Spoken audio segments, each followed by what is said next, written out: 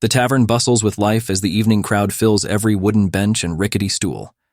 In one corner, Pyra twirls her fingers, absent-mindedly causing small flames to dance around as she waits for her next table. Behind the bar, Thoradin hoists a massive keg, pouring tankards of frothy ale for the boisterous patrons while cracking jokes that ride on his gravelly laughter. At the end of the bar, Wisp busily darts between tables, occasionally pilfering tipsy patrons of their loose change, while Seraph presides over a corner table, quietly observing the lively scene, her frail hands occasionally reaching out to comfort those troubled enough to seek her wisdom. Suddenly, the door of the tavern swings open with a loud creak, revealing a shadowy cloaked figure, causing the room to fall silent, and all eyes to turn towards the entrance. I let the small flames dancing around my fingers flicker out as I strut towards the shadowy figure, my confident and fiery presence commanding attention. Quite the entrance you made there. Care to tell us what business brings you to our lively little tavern? I shift the massive keg back onto the counter and grab my battle axe, keeping it at my side. Oi, stranger, you best have a good reason for interrupting our peaceful drinking time. I take a step towards Pyra, ready to shield her if need be. I slip quietly behind the shadowy figure, keeping to the shadows to avoid notice, and whisper to Pyra from behind the cloaked figure. Maybe they got a map to some hidden treasure, huh?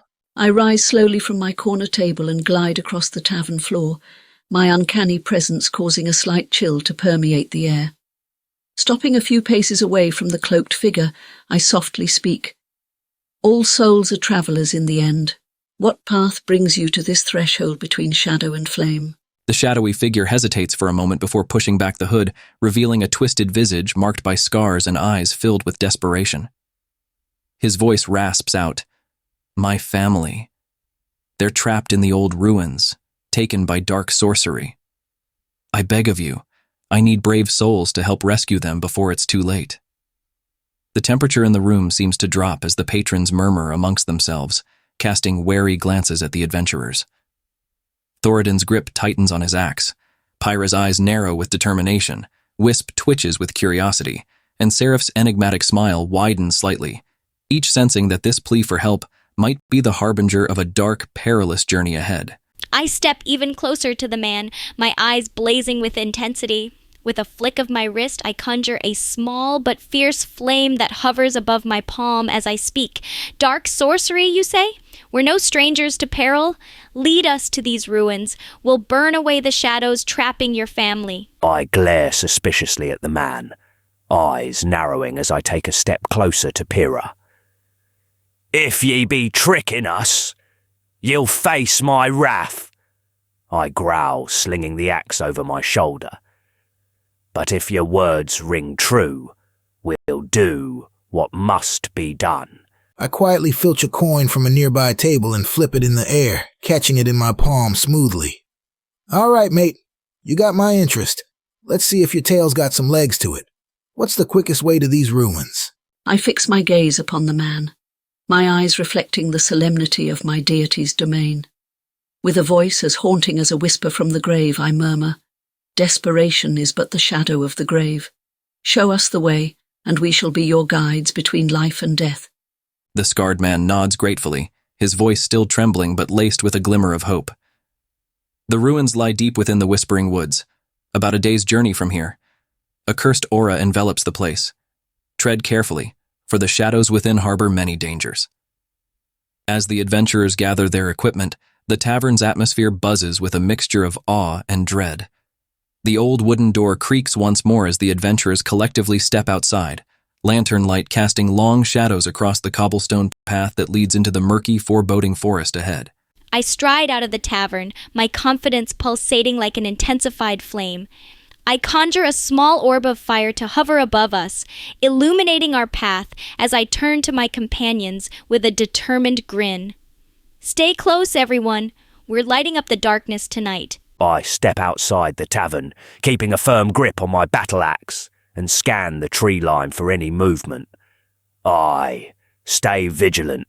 If anything dares to approach, they'll find no easy prey here. I slip silently into the shadows beside the path, my keen eyes scanning the darkness for any signs of movement or hidden dangers. I'll scout ahead, make sure we're not walking into an ambush. I step outside, the chill of death seeping from my very presence as I whisper a quiet prayer to Kelemvor, invoking protection from evil and good upon us.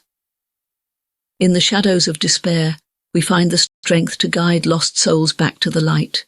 The adventurers venture deeper into the whispering woods, where the trees close in like sinister sentinels, their branches whispering secrets of forgotten sorrows. As the orb of fire hovers above, casting eerie shadows, the ground beneath their feet becomes treacherous and uneven.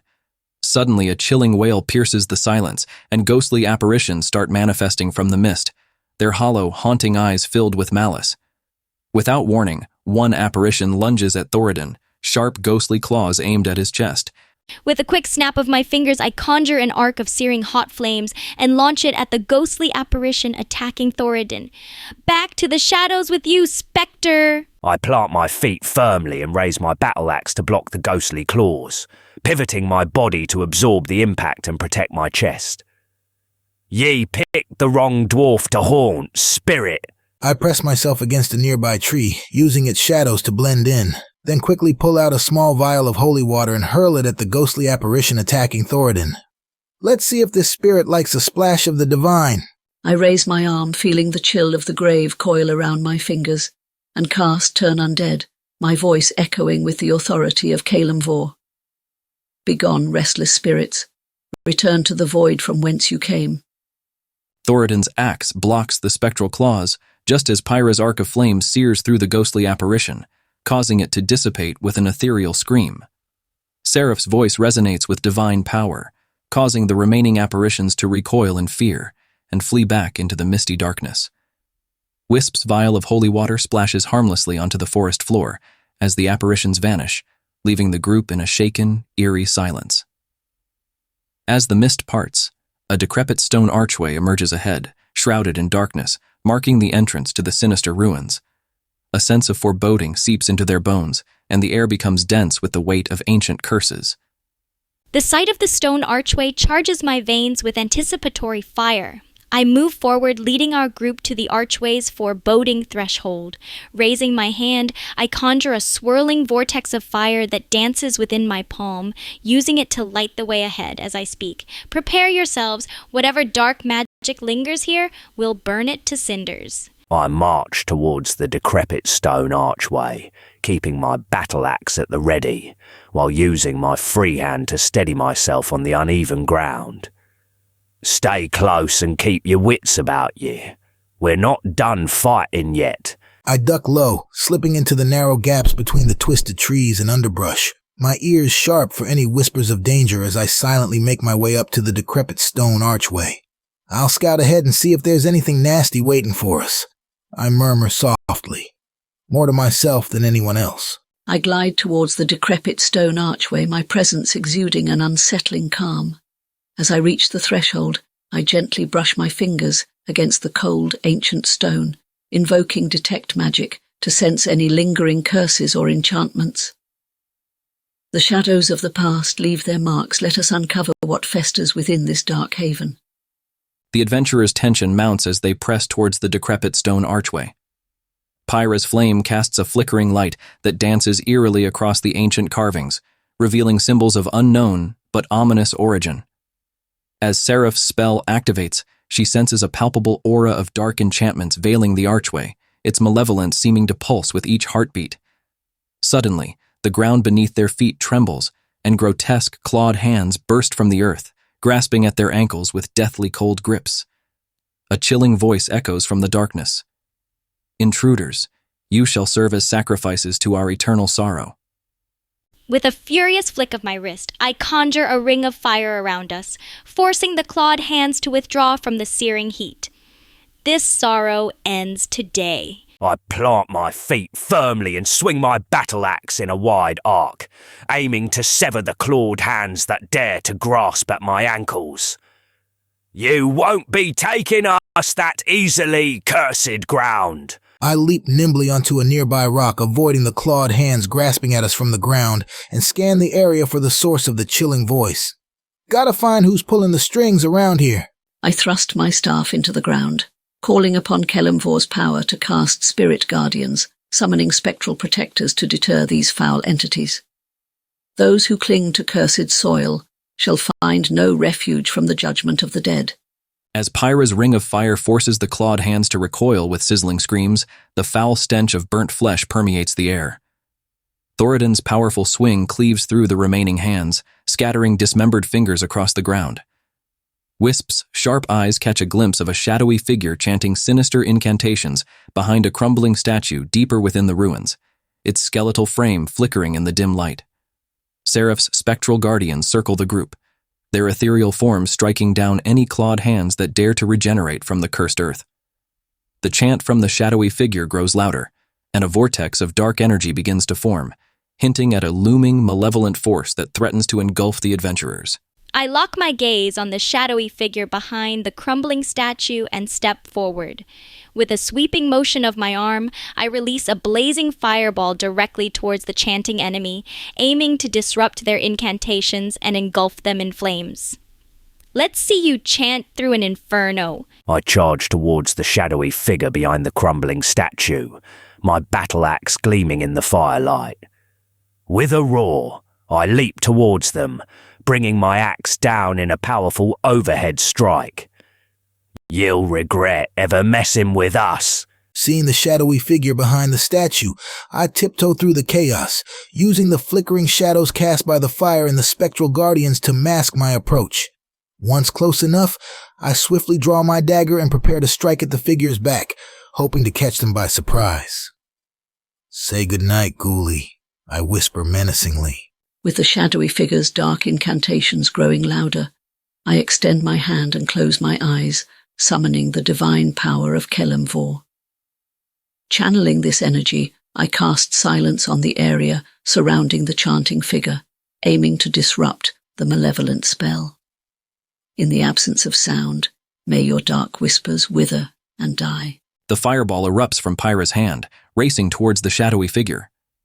As the flames engulf the area, the chanting stops abruptly, followed by an agonizing scream. Thoradin's leap ends with his axe cleaving into the now visible necromancer's shoulder, shattering bone and causing the figure to collapse with a gurgling cry. Wisp's dagger finds its mark, plunging into the figure's back and silencing him permanently. As Seraph's spell of silence casts a deathly hush over the area, the vortex of dark energy dissipates, leaving the ruins eerily quiet. The grotesque hands retreat permanently into the earth, and the light from Pyra's flame reveals a hidden passage behind the crumbling statue, leading deeper into the accursed ruins. I step cautiously towards the hidden passage revealed behind the crumbling statue, the fire still dancing in my palm to light the way. I glance back at my companions with a mischievous grin. Looks like our path is set, ready to uncover what shadows lie deeper within. I yank my battle axe out of the downed necromancer's shoulder, giving the lifeless body a disdainful kick before moving towards the hidden passage.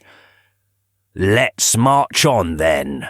Whatever cursed wretches be lurking down there, we'll send 'em to the abyss. I sheathe my dagger and slip back into the shadows, moving silently towards the hidden passage. Keeping my senses alert, I inspect the entrance for any traps or hidden dangers, running my fingers along the edges and listening for any clicks or signs of mechanisms. "Hold on. Let me make sure we're not about to spring any nasty surprises," I whisper to the group. I approach the hidden passage, my calm demeanor masking the grim anticipation that stirs within me. Holding my staff aloft, I whisper an incantation to cast light upon its tip, illuminating the depths ahead. In the heart of darkness we delve deeper. May Kelemvor's light guide us through the shadows of peril.